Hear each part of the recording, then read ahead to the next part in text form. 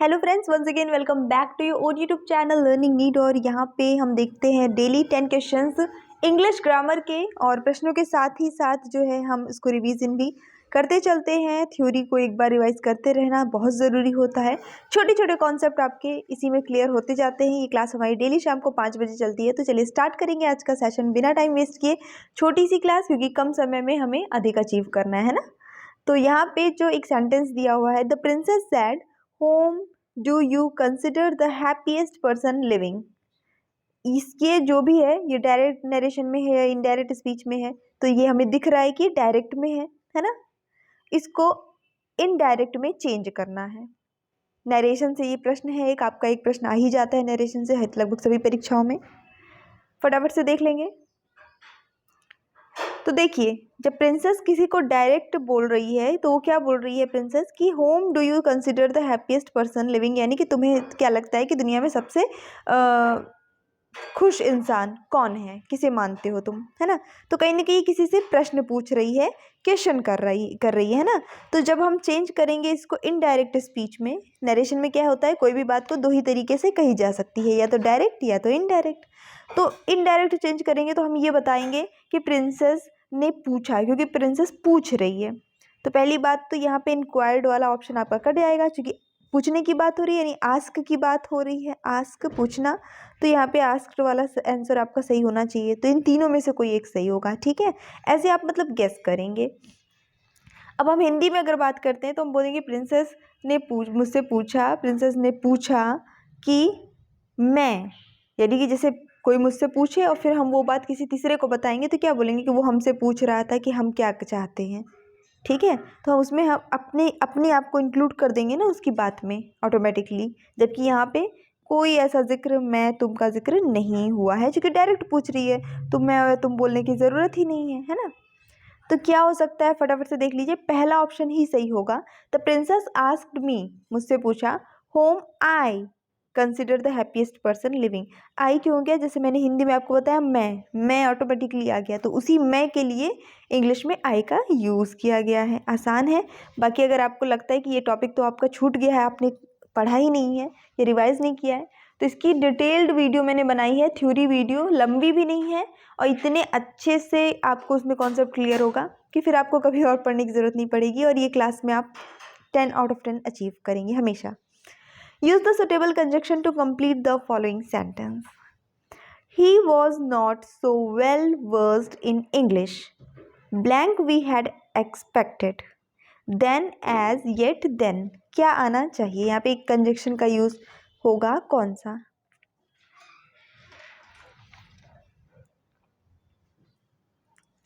तो यहाँ पे चलिए देख लेते हैं इसका सही उत्तर क्या हो जाएगा। इसका सही उत्तर एज हो जाएगा, क्योंकि हमारा जो प्रश्न है वो सो एज के उसमें पैटर्न पर आधारित है। देखिए, सो और एज, यानी कि यहाँ पे सो का प्रयोग हो रहा है, उसके साथ में एज का प्रयोग होता है। ये इस पैटर्न पे आधारित ये हमारा वाक्य था, ठीक है। सो दिया था, इसी से हम गेस कर लेंगे कि यहाँ पे एज आएगा। अब ये छोटी छोटी बातें कि सो के साथ आपको एज ही यूज़ करना है, ये अलग से पढ़ने की ज़रूरत नहीं है। आप क्लास अटेंड करेंगे, उसी के बीच में देखिए आपकी क्लियर हो गई, पता चल गया आपको। Is physician in the following sentence a part of subject और predicate. Nature is the best physician, यानी कि जो प्रकृति है वो सबसे अच्छी वैद्य या डॉक्टर है। इसमें ये जो आपका वर्ड है फिजिशियन, ये क्या है, सब्जेक्ट है या प्रेडिकेट है, ये आपको बताना है। वाक्य के दो टुकड़े होते हैं, एक सब्जेक्ट यानी कर्ता होता है, ठीक है, ये जिसको आप हिंदी में उद्देश्य विधेय पढ़ते हैं, हिंदी ग्रामर में, हिंदी व्याकरण में, वही चीज़ है। चलिए देख लेंगे सही उत्तर क्या हो जाएगा। तो यहाँ पे ये प्रेडिकेट का पार्ट है, सब्जेक्ट यहाँ पे नेचर है, ठीक है। उसके बाद का सारा हिस्सा जो हमारे वाक्य का होता है वो प्रेडिकेट होता है, यानी विधेय होता है। Put in the correct connector in reported speech of the following sentence. She said to me, have you finished your work. उसने मुझसे कहा, क्या तुमने अपना काम कर लिया। अब इसको इनडायरेक्ट में जब करेंगे तो शी आस्क्ड मी, देखिए पूछ रही थी, इसलिए यहाँ भी आस्क्ड यूज हुआ है। किससे पूछ रही थी, मुझसे पूछ रही थी, तो मी भी यूज हुआ है। अब यहाँ पे ब्लैंक है, I had finished my work, क्या आना चाहिए, क्योंकि यहाँ प्रश्न पूछा जा रहा है, क्या आएगा। देखिए प्रश्न भी दो प्रकार के होते हैं। एक होता है हाँ या ना वाला, जिसका उत्तर हम हाँ या ना दे सकते हैं। एक होता है जिसका हम प्रॉपर कोई आंसर देते हैं। जैसे मैंने आपसे पूछा कि आप कहाँ गए थे, तो आप कुछ भी बता सकते हैं, हम चौराहे गए थे, हम मार्केट गए थे, हम मूवी देखने गए थे, या हम शिमला गए थे। लेकिन अगर हम पूछे आपसे कि आप दिल्ली गए थे, तो आप बोलेंगे नहीं, या फिर अगर गए रहेंगे तो बोलेंगे हाँ गए थे। तो मतलब हाँ या ना में ही आंसर देंगे। तो प्रश्न भी दो प्रकार के होते हैं। चलिए देख लेंगे यहाँ पे क्या होगा। तो यहाँ पे इफ़ का प्रयोग हो जाएगा कनेक्टर के रूप में। Right the masculine form of okay. तो यहाँ पे आपके सामने एक छोटा सा शब्द लिखा है और उसका आपको मैस्कुलिन फॉर्म बताना है।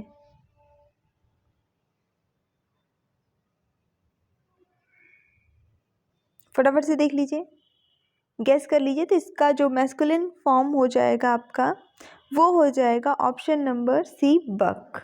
ठीक है, कंप्लीट। अच्छा, इसका हिंदी क्या होता है, फटाफट से इसकी हिंदी क्या होती है ये कमेंट करके ज़रूर बताइए। क्यों आपको दे रही हूँ, ताकि आप नहीं बनती होगी तो सर्च करेंगे, गूगल करेंगे, फिर उसको लिखेंगे और फिर आपको हमेशा के लिए याद हो जाएगी। Complete the following sentence. Let us sit blank the table and sort out our differences. Round around beside on.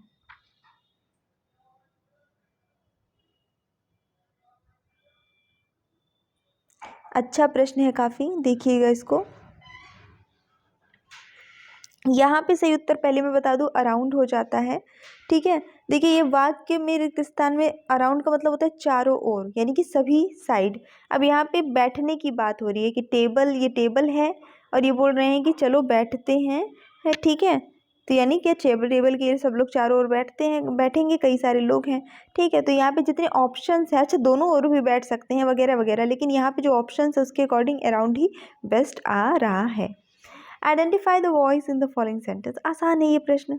Must we cut this tree, एक सेंटेंस दिया हुआ है और आपको बस ये बताना है कि कौन सी वॉइस में है। वॉइस जो होती है सिर्फ दो ही होती हैं, या तो कोई सेंटेंस एक्टिव वॉइस में होगा या फिर पैसिव वॉइस में होगा।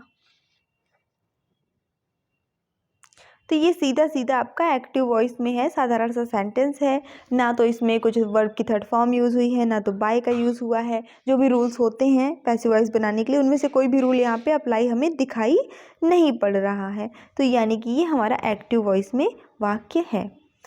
Mention a common suitable suffix to the following word.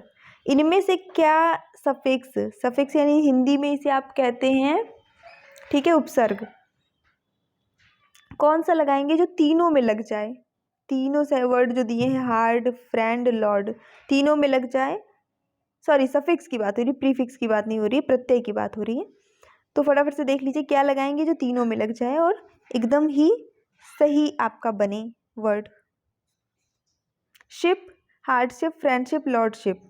Meant, hardment, friendment, lordment. ये मेंट तो साफ साफ गलत लग रहा है, ठीक है। ली, हार्डली, फ्रेंडली, लॉर्डली। इश, हार्डिश, फ्रेंडिश, लॉर्डिश। आसान है, मैंने आप बोल दिया तो अब आपको बन जाएगा आराम से, बहुत आसान से। तो यहाँ पे शिप जो है वो सबसे आएगा, हार्डशिप, फ्रेंडशिप, लॉर्डशिप। चार, तीनों ही एक सुटेबल शब्द होते हैं, तीनों के साथ ये अच्छा बैठ रहा है। यहाँ पे आपको नियरेस्ट मीनिंग बतानी है अंडरलाइंड वर्ड के, पूरे सेंटेंस दी में से। The confusion on the interlocutors face was gratifying. तो ये जिसके नीचे लाइन खींची है, पहले से खींची है, मैं हटा देती हूँ अपनी लाइन। इसका क्या अर्थ होता है वो आपको बताना है, क्या नियरेस्ट अर्थ हो सकता है। क्योंकि यहाँ पे सिर्फ एक वर्ड की बात हो रही है, यहाँ पे एक पूरा आधा सेंटेंस ही है, तो मैं इसको कर देती हूँ इसकी बात, ठीक है। इसका अर्थ आपको बताना है।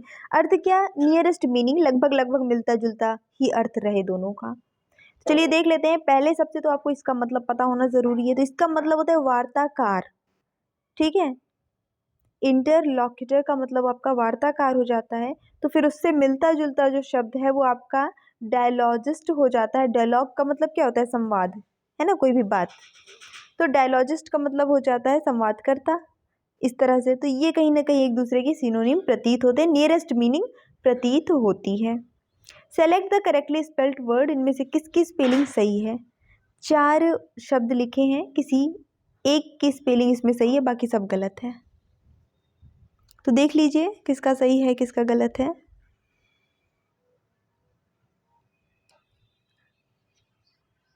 तो यहाँ पे आपका ऑप्शन नंबर ए डिमेंटिया शब्द जो है वो एक सार्थक शब्द इसे कह सकते हैं जिसका कुछ अर्थ होता है और इसका अर्थ पागलपन मनोभ्रम इस संदर्भ में होता है।